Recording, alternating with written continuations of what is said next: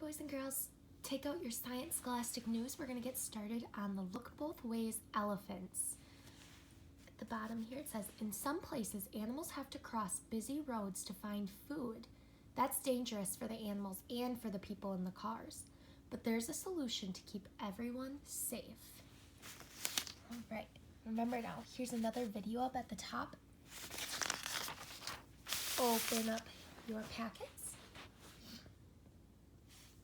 It says, elephants cross through a tunnel. Make way for animals. Wildlife paths let animals and humans share a habitat. Remember, a habitat is a place where you live. As you read, think about how wildlife paths keep habitats safe.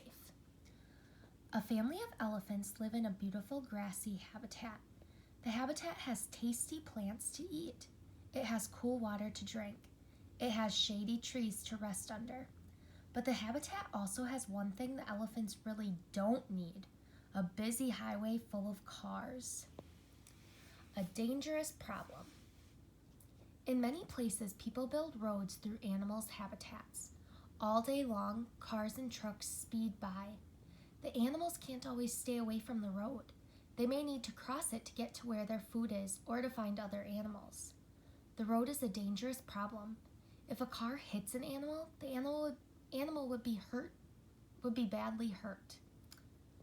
The people in the car would get hurt too.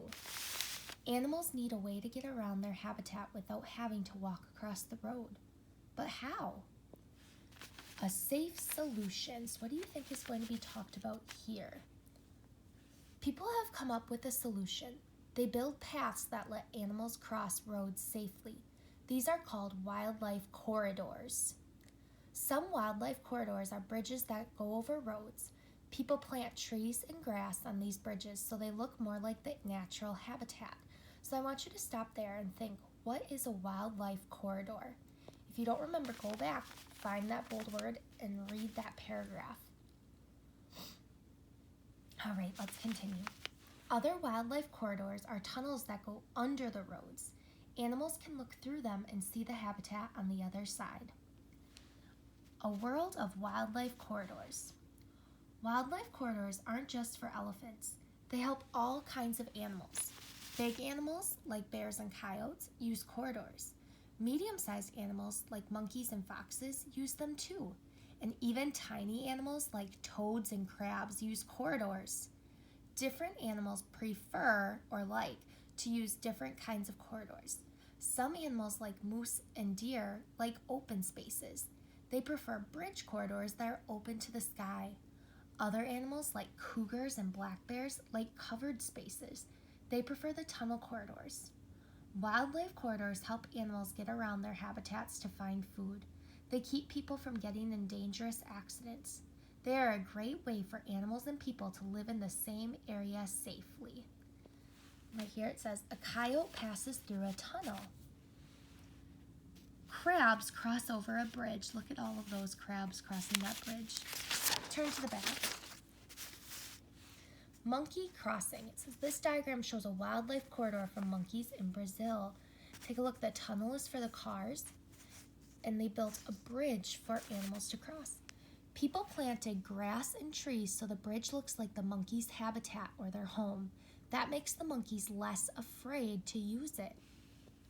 Why would that make them less afraid? Let's think about that for a second. All right, the monkeys cross over the road without getting near the cars. The cars drive under the bridge without getting near the monkeys. Number 1, the monkeys go blink the bridge. Over, under, through. Number 2, the cars go blink the bridge. Over, under, around. Number 3, what did people put on the bridge?